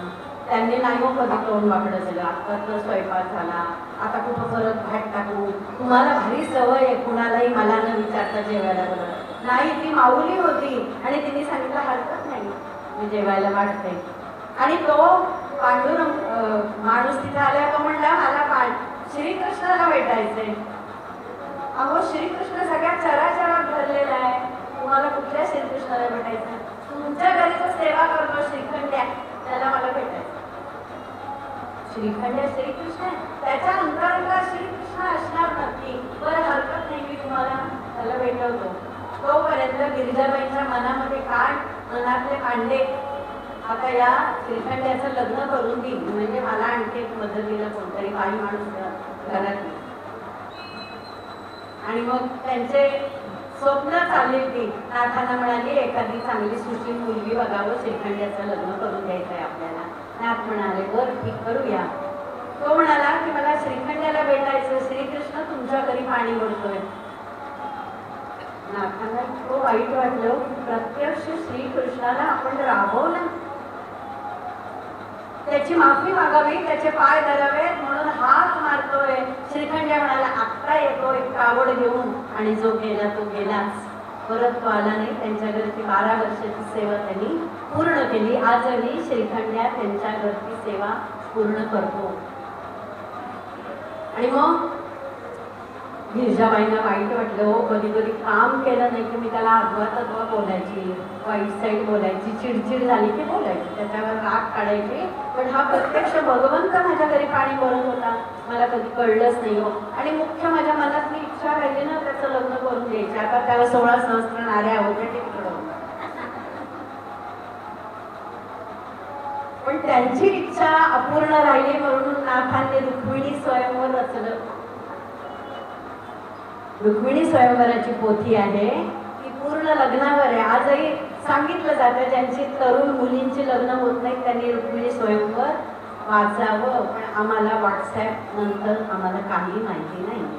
पोथ्या पुराणं आणि हे कधी काय होतं, असे काय पोथ्या वाचल्याने लग्न होतं का वगैरे वगैरे काहीतरी असते. आम्हाला व्हॉट्सॲप पुढे आणि त्या याच्यापुढे काही वेळ नाही, फेसबुक पुढे. असं रुक्मिणी स्वयंवर इतकं सुंदर रचलेलं आहे की त्याच्यात सगळा विवाह विधी कसा, हळदुली हळद कशी लावायची, फटाक्यांचा सुद्धा उल्लेख आहे. म्हणजे त्या काळात पण फटाके असते, वराती पुढे फटाके कसे, आणि मग न्हाणं कसं असायचं, चौक न्हाण कसं असायचं, तेल कसं लावायचं, नवरा नवरीचं ते सगळी गाणी त्याच्यामध्ये रुक्मिणी स्वयंवरामध्ये आहे. आणि गिरजाबाईंची ही इच्छा पूर्ण झाली म्हणून नाथाने आपल्या पत्नीसाठी रुक्मिणी स्वयंवर रचलेला. उल्लेख कुठे नसेल पत्नीचा, पण आहे. आता वाड्यामध्ये सगळेच यायचे. अंत्यजाचं पोर त्यांनी तिथं नेऊन सोडलं. वाड्यामध्ये सगळे जण यायचे. त्यांनी जातीभेद कधी मानला नाही. हरिपंडित मोठा झाला, त्याचं लग्न झालं, त्याला मुलगे झाले, आणि त्या मुलांनी मी म्हटलं तसं की राघव हरिपंडिताची जी 3 मुलं होती त्यांचा वंशज आमचा आहे तो. तर त्या सगळ्यांनी राघवांनी वगैरे खूप नाथांच्यासाठी हे केलं. मुलीला मुलगा झाला, त्याचं नाव मुक्तेश्वर, संत मुक्तेश्वर, ज्यांनी रामायण मराठीत लिहून काढलेलं आहे. आणि नाथांची पुढे त्यांनी पिढी त्यांची पुढे गेली मुलीकडून. आम्ही मुलाकडचे, ती मुलीकडचे. त्यांचं आडनाव होतं लक्षात येत नाही आहे. त्यांची जी मुलगी होती त्यांचा मुलगा तो मुक्तेश्वर, तो कवी झाला. कर्नाटकात एक मुलगी झाली, त्याची पिढी सुद्धा सगळी संत कवी झालेली आहे. ती मुलगी सुद्धा संत कवी होती. असं नाथांचं चरित्र पुढे पुढे जातं. आणि मग हे त्यांचं जे उचाळक्या करायचं, जे लोकांना नाथांच्या बद्दल खूप तिरस्कार निर्माण झाला होता, तर त्यातल्या एकाने सांगितलं की या नाथांना काहीतरी धडा शिकवायला पाहिजे. कुचर ओटा, आजही तो कुचर ओटा तिथं आहे, आणि कुचर त्याच्यावर असतात. कुचर म्हणजे गॉसिपिंग करणारे. आपण करतो, आपण सुद्धा कुचरच आहोत. आपण ही गेली की तिच्या मागे हिची, ही आली की तिच्या मागे हिची, सगळेच कुचर आहे. व्हॉट्सॲपमुळं तर आपल्या कुचरपणाला आणखीच वाव आलेला आहे. आणि असं ते कुचर होते, ते म्हणाले या नाथाला हा भेदाभेद पाळत नाही, अस्पृश्यांना जवळ करतो, याला शिक्षाच केली पाहिजे काहीतरी. म्हणून कुचर ओट्यावर कुचर बसलेले असताना एक ब्राह्मण आला. त्याच्या मुलाच्या मुंजीसाठी त्याला आर्थिक सहाय्य पाहिजे होतं, आणि त्यांनी सांगितलं की मला 200 रुपये पाहिजे होतं, माझ्या मुलाची मुंज करायची. ते कुचर म्हणाले आम्ही तुला 200 रुपये देतो, पण एक करायचं. काय करायचं तर नाथांच्या घरी जोडे घालून जायचं. नाथांना राग येईल असं काहीतरी करायचं. शांती ब्रह्मनाथ, नाथांना शांती ब्रह्म ही उपाधी होती. शांती ब्रह्म कसे होते ते म्हणाले रोजचाच दिवस माझा शेवटचा आहे असं मी ठरवतो, म्हणून मी शांतता. त्यांना राग येत नसेल का हो कधी, पण कधीही ते कुणावर चिडले नाहीत, रागवले नाही. ते म्हणाले नाथांना राग आणून दाखवायचा आज. तो म्हणाला ठीक आहे, तुम्ही मला 200 रुपये द्या ना. हो, अरे 200 काय 300, पण तो नाथांना राग आणून दाखव. हा ब्राह्मण गेला, नाथ महाराज पूजा करत होते, जाऊन जोड्या सगळं त्यांच्या मांडीत बसला. आजही नाथ महाराज जिथं पूजा करत होते ते देवघर आहे. नाथांच्या पूजेतली विजय पांडुरंगाची मूर्ती आहे. त्याची पुढची गोष्ट मी सांगते, आणि आपलं हे आपण थोडक्यात आता संक्षिप्त मध्ये घेऊ. तर तो तिथे गेला, नाथ महाराज पूजा करत बसले होते. हा गेला आणि जोड्या सगळं नाथांच्या मांडीवर बसला.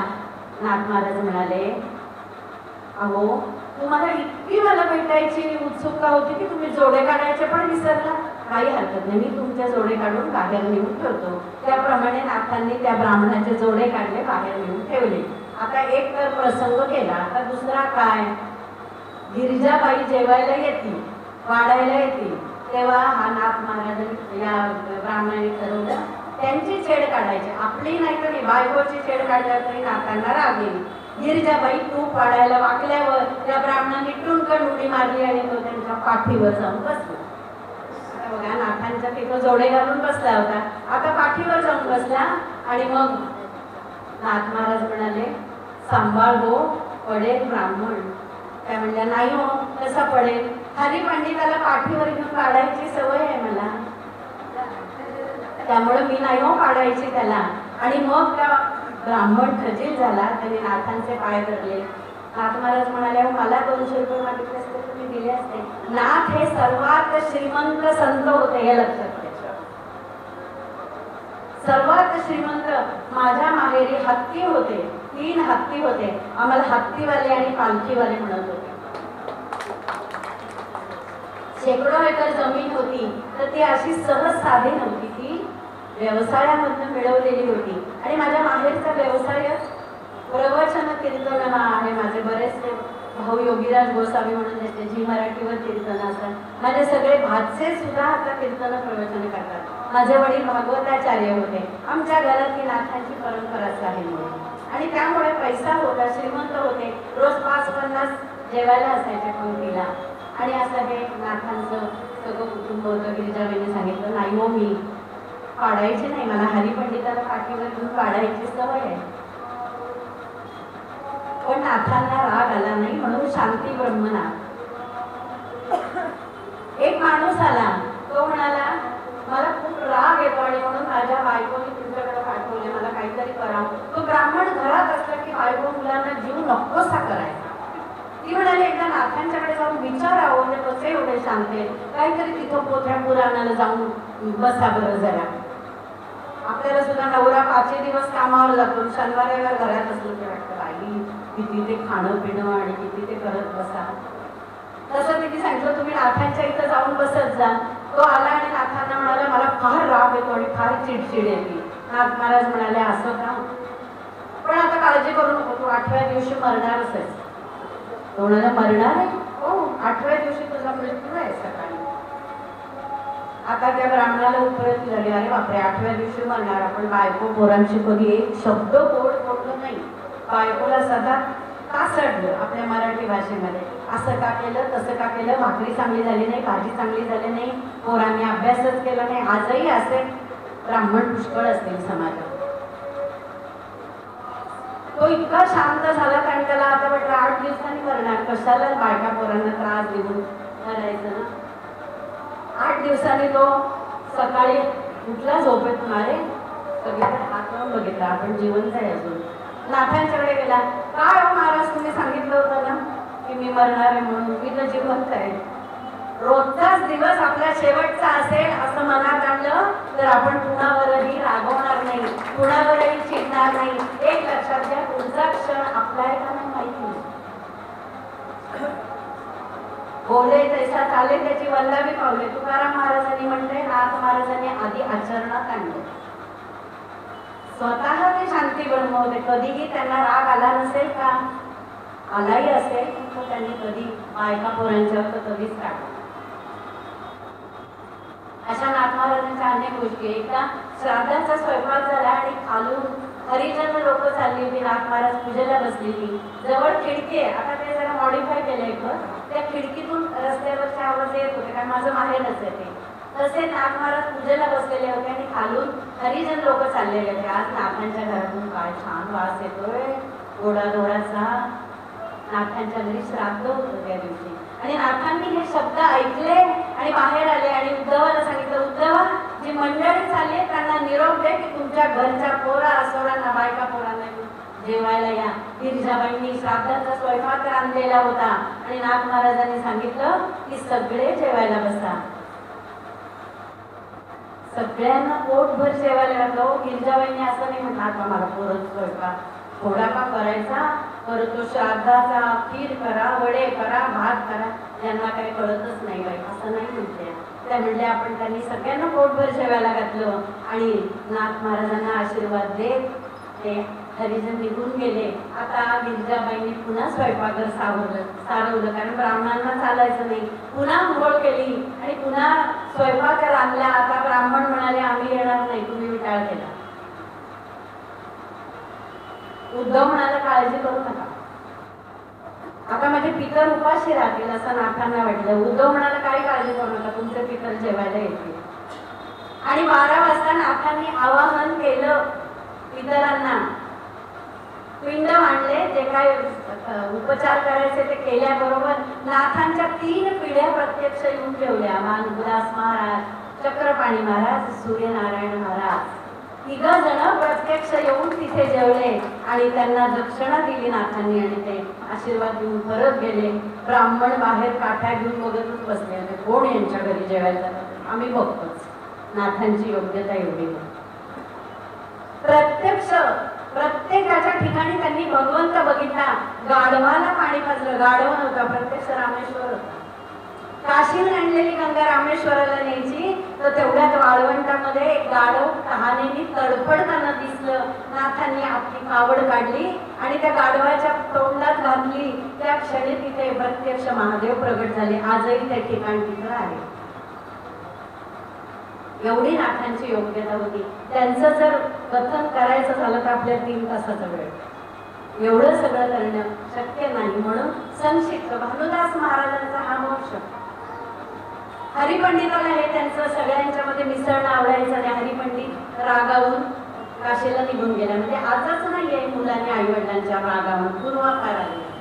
आणि हरिपंडिताला वाटलं आपले वडील असं सगळ्यांच्यात मिसळतात, अस्पृश्यता पाळत नाही, जातीभेद पाळत नाही, म्हणून तो आपल्या 2 मुलांना घेऊन गेला आणि धाकटा राघव पुत्र नाथांच्या जवळ राहिला होता नातू.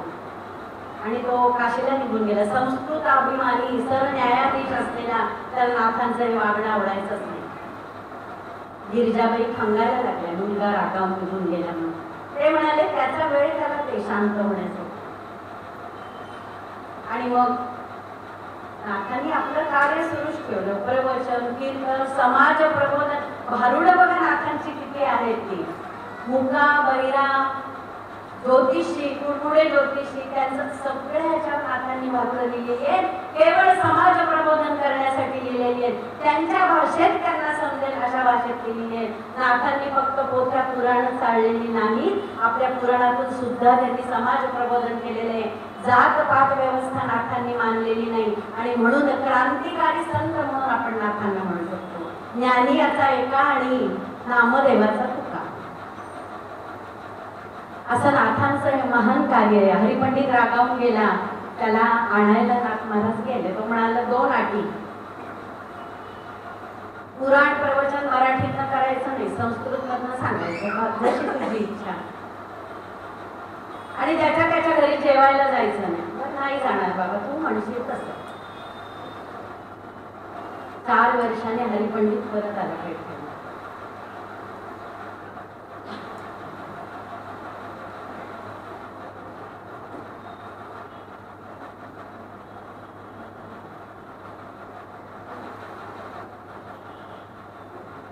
त्यांनी आपलं प्रवचन कीर्तन सुरू केलं. प्रवचन म्हणजे संस्कृत मध्ये. लोकांना संस्कृत तिथे येत होतं.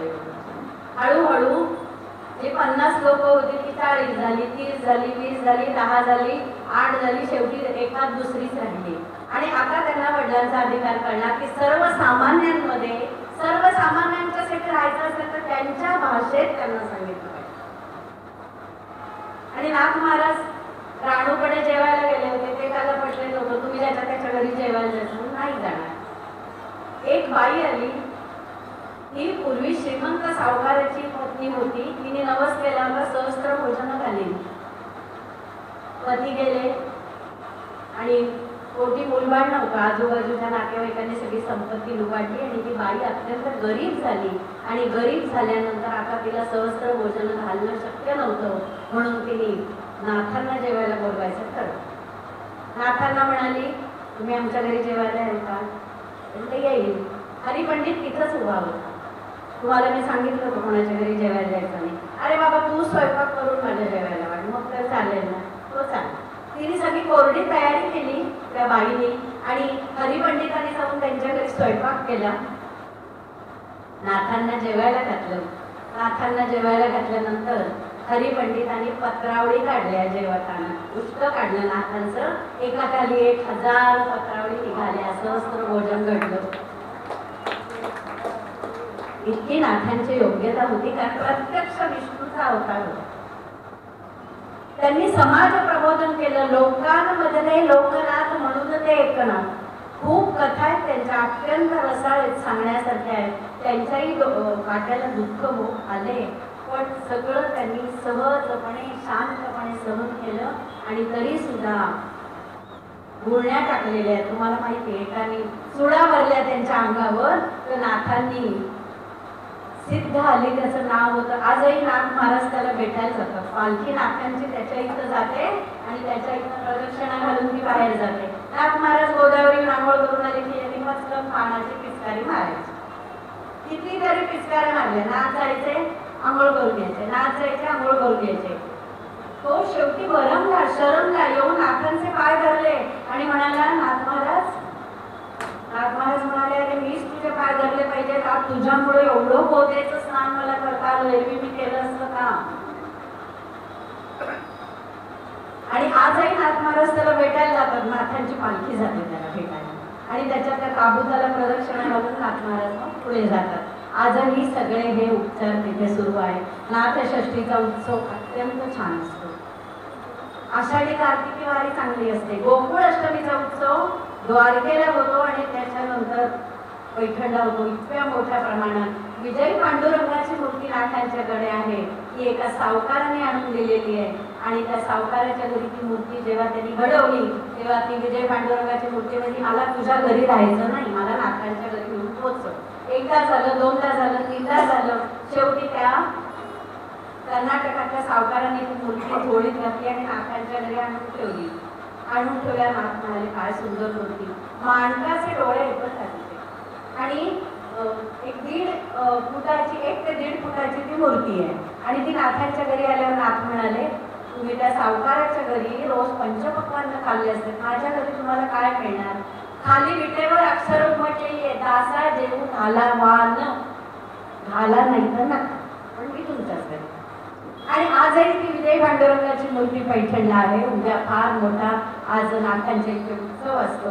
आणि मग नाथांनी सांगितलं की आत्ता माझ्याकडे लोणी साखर आहे, त्याचा मी तुम्हाला नैवेद्य दाखवतो. विजय पांडुरंगाने हात पुढे केला, लोणी साखर घातल्यावर ते चाटलं आणि आजही त्या पांडुरंगाचा हात असा आहे बघा. आणि आजही तो तेलकट आहे, ओशट आहे, त्याच्यावर पाणी साठलं जात नाही, पाणी त्याच्यावर निघून जातं. दासा जेवू घाला वान, त्या विटेवर अक्षर उमटलेली आहे. आणि आजही ती मूर्ती पैठणला विजय पांडुरंग, कारण ती विजयनगरहून आलेली. 2 संदर्भ, तो विजयनगरहून पांडुरंग पंढरपूरला गेला आणि हा विजयनगरहून विजय पांडुरंग पैठणला. अशा नाथांच्या खूप कथा आहेत. मी म्हटलं तसं 50 चमत्कार किंवा गोष्टी आहेत. आपल्याला वेळे अभेवे एवढ्या सांगता येणं शक्य नाही, पण असा हा नाथांनी सगळा कार्यकाल आपला समाज प्रबोधनासाठी आपलं आयुष्य खर्च केलं. जातपात मानू नका, स्त्री पुरुष मानू नका, प्रत्येकात परमेश्वर बघा. गाढवाला पण पाणी पाजलेलं आहे, जो रामेश्वर म्हणून तिथे हे झालेला आहे. भूतदया, सगळ्या दृष्टीने नाथ प्रपंच परमार्थ संयोग आहे. प्रपंच नेटका केला आणि परमार्थ सुद्धा तेवढाच साधला. म्हणून आज संत एकनाथांचं नाव घेतो. आपल्या सगळ्या संतांच्या मांदियाळीमध्ये संत एकनाथ हे लोक शिक्षक होते. एकनाथ होते, लोकनाथ होते, लोकांचे नाथ होते. आणि आज नाथषष्ठीचा उत्सव फार मोठ्या प्रमाणात साजरा केला जातो.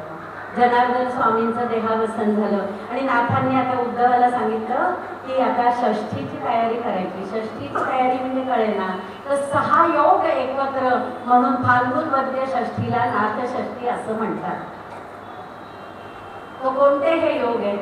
नाथांची आणि जनार्दन स्वामींची भेट, जनार्दन स्वामींची आणि दत्त महाराजांची भेट, नाथांची आणि दत्त महाराजांची भेट, असे 6 योग एकत्र आलेले. 5 योग एकत्र आले आणि 6वा योग नाथांनी आणला.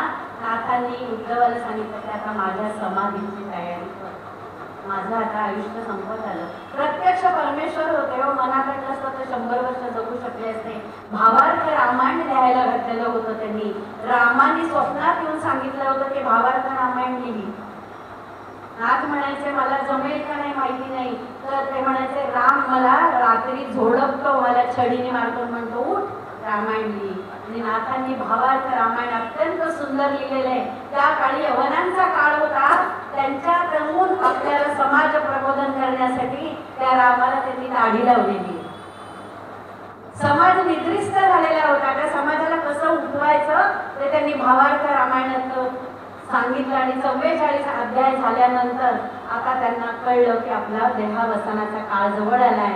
त्यांच्याकडे गावबा नावाचा मतिमंद असा एक मुलगा त्यांच्याकडे होता. त्याला फक्त पुरणपोळी आवडायची आणि रोज पुरणपोळी खाण्यासाठी तो नाथांच्या घरी राहिलेला होता. पुरणपोळी आणि तूप खाऊन खाऊन मस्त झालेला होता आणि त्याला बोलता यायचं नाही, त्याला काही करता यायचं नाही. पुरणपोळी खायची, झोपायचं, एवढाच त्याचा उद्योग. त्याचं नाव होतं गावबा. पैठणजवळ कावसन नावाचं गाव आहे, तिथून तो आलेला होता. आणि हा गावबा नाथांच्या बरोबर असायचा. तो काय शब्द म्हणायचा, एक नाथ. आता 44 अध्याय पूर्ण झाल्यावर नाथांनी सांगितलं आता माझी जायची वेळ आलेली आहे आणि भावार्थ रामायणाचे पुढचे अध्याय कोण पूर्ण करेल तर गावबा पूर्ण करेल. लोक फिरी फिरी हसायला लागले. त्याला जागचं उठता येत नाही, लोध्याच्या लोध्या, गट्टच्या गट्ट झालेला, त्याला काही बोलता येत नाही. हा गावबा काय भावार्थ रामायणाचे अध्याय पूर्ण करणार आहे का? नाथ महाराज म्हणाले भावार्थ रामायणाचा अध्याय माझा गावबा पूर्ण करेल. आणि गावबाच्या डोक्यावर हात ठेवल्याबरोबर पुढचे सगळे अध्याय गावबांनी लिहिलेले आहे. आजही गावबाची समाधी आहे. नाथ महाराजांच्या मागे गावबाची समाधी आहे. आता माझी समाधीची वेळ झालेली आहे, नाथांनी असं सांगितलं आणि सगळा जनसमुदाय शोकात बुडाला. पण ते म्हणाले जन्माला आलेला एक ना एक दिवस मृत्यूकडे जाणारच आहे, त्यामुळे आता तुम्ही मी जी शिकवण दिली आहे तुम्हाला ती आचरणात आणा. परमेश्वर सर्वांच्या ठाई एकच आहे, त्यामुळे तुम्ही एकमेकांच्या भेदाभेद करू नका. भूत आहे, गाढवाला पण पाणी पाजले, विंचवाला पण मारलेलं नाही. सगळ्यांच्या ठाई परमेश्वर बघा, म्हणजे तुमच्या हातून चूक घडणार नाही. सगळ्या 12 बलुते झाले त्यांनी आपल्या अभंगासाठी निवडले होते. भारुड बहुरूढ बहुजनांच्या भाषेत जे कळेल अशी भारुड त्यांनी रचली आणि म्हणून जनसामान्यांना त्यांनी शहाणं करून सोडलं. क्रांतिकारक संत होते एकनाथ महाराज. आणि अशा नाथांचा निर्णय काळ जवळ आल्यानंतर त्यांनी सगळ्यांना बोलून घेतलं. काल्याचं कीर्तन झालं आणि नाथांनी सांगितलं आता आम्हाला निरोप द्या. गोदावरी नदी आहे पैठणला, कृष्ण कमला तीर्थ आहे. आणि मग तिथे सकाळपासून महाप्रसाद झाला. लोक जेवली, तृप्त झाली. लोकांनी सगळ्यांना नाथांनी सगळ्यांना आशीर्वाद दिले. माझी शिकवण विसरू नका. प्रत्यक्ष भगवंत होते हो, मनात आणलं जगू शकले असते.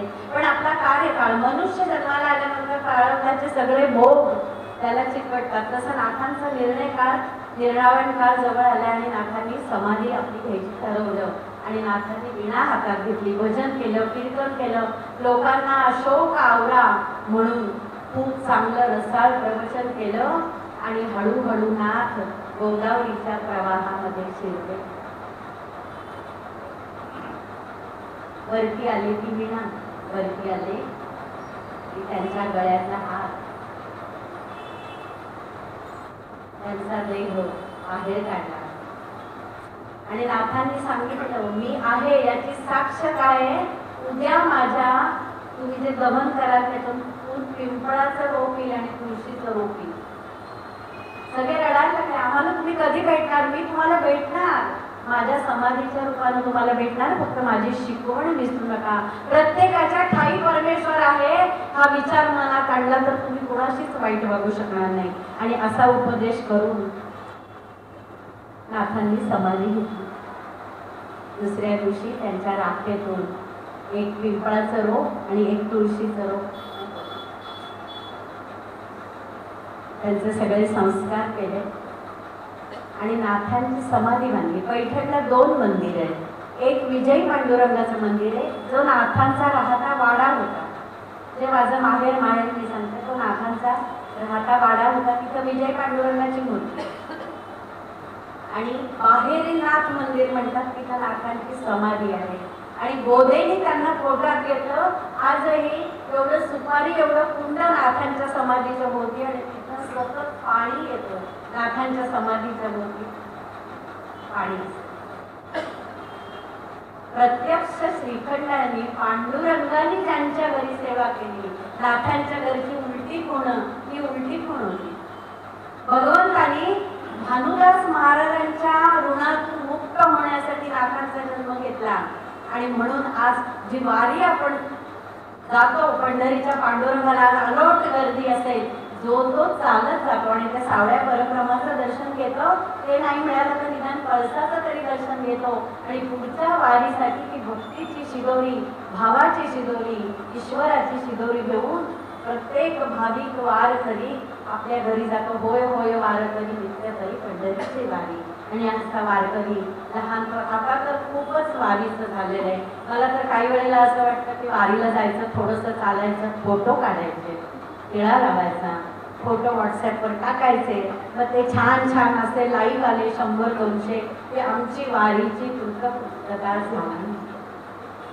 आजही मग हरिपंडितांनी नाथांच्या पादुका डोक्यावर घेऊन वारीला जायला सुरुवात केली. बघा, संत भानुदास नसते तर आपल्याला आजची आषाढीची वारी हम्पीला जाऊन करावी लागली असती आणि पंढरीच्या वर जे अभंग झाले, गीतं झाले, ते आपल्याला म्हणता आले नसते. एवढी ही भानुदास महाराजांची योग्यता आणि त्यांच्या कुळात जन्म घेतलेल्या पांडुरंगाने उतराई होण्यासाठी त्यांच्या कुळात जन्म घेतला त्या एकनाथ महाराज यांची आज आपण इथे त्यांच्या चरणी माझी मी ही अल्पशी सेवा अर्पण करते आणि माझ्या वाणीला विराम देते. पुन्हा सगळ्यांना धन्यवाद देते. मला आज इथे ही रोटरा क्लबनी जी मला इथं संधी दिली, माझा परिचय करून दिला, ती माझी नात आहे किंवा मुनीश्वर. माझी 13वी पिढी आहे मेघशांभुवांची आणि मोरोवर तिची 15वी पिढी येईल. आणि असं नाथांच्या घरात हा माझा जन्म मिळाला ही माझी पूर्वपुण्याई समजते. आणि तुमच्यासारखे परमेश्वर रूपी, भगवंत रूपी हे श्रोते मला मिळाले, त्याबद्दल मी तुम्हाला मनपूर्वक नमस्कार करते.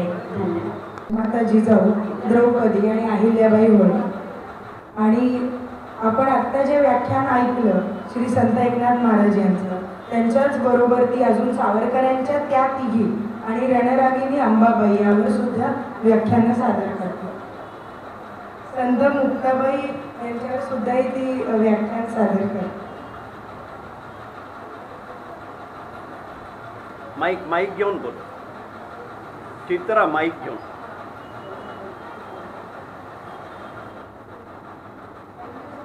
कानोलकर सर प्लीज स्टेजवरती या. तुम्ही करा ना ऑनर. नाही, तुम्ही या. खानोलकर सरांनी आम्हाला डे 1 पासून खूप हेल्प केली आणि खानोलकर सर एकदम आधीपासून आमच्याबरोबर कोऑर्डिनेट करतात, सगळे इन्स्ट्रक्शन्स देतात अगदी एकदम फन वेमध्ये आणि अगदी अजिबात सिनियर सिटीजन असा त्यांनी कधी ते त्यांचा आज फोनवरती त्यांचं एक होतं की मी अजून 40 वर्षाचाच आहे. त्यांच्या एवढी एनर्जी आहे. आता आपले जे पण कलाकार होते त्यांच्या एवढी एनर्जी आम्ही प्रयत्न करू की नेहमी रोटरा क्लबमध्ये असतो. Thank you sir. सर प्लीज तुम्ही मॅडमचं आणि आजीचं फेलिसिटेशन द्या. आरतीताई मुनीश्वर रोटरी क्लब ऑफ डोंबिवली आयोजित येयो विठ्ठले या कार्यक्रमामध्ये तुम्ही तुमचा सहभाग दिल्याबद्दल हे सन्मान चिन्ह आपल्याला देण्यात येत आहे.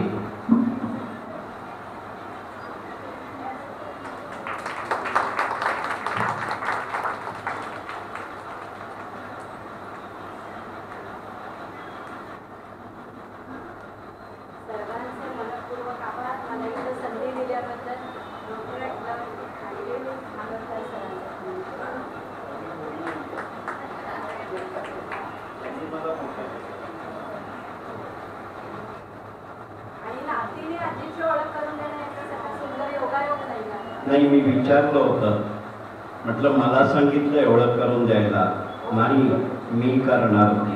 रोटरी क्लब ऑफ डोंबिवली आयोजित येयो विठ्ठले हा कार्यक्रम दिलासा विरंगुळा केंद्रांनी सादर केला. टाळ्या वाजवा तुमच्यासाठी. त्यासाठी हे सन्मान चिन्ह आपण मीनाताई सोनवणे यांना देत आहोत.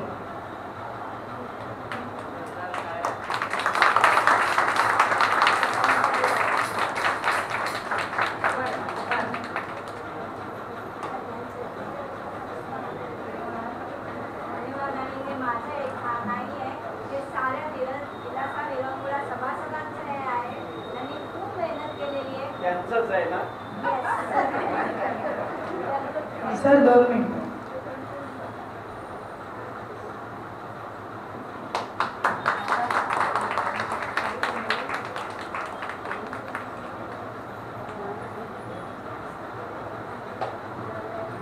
हे गाईल.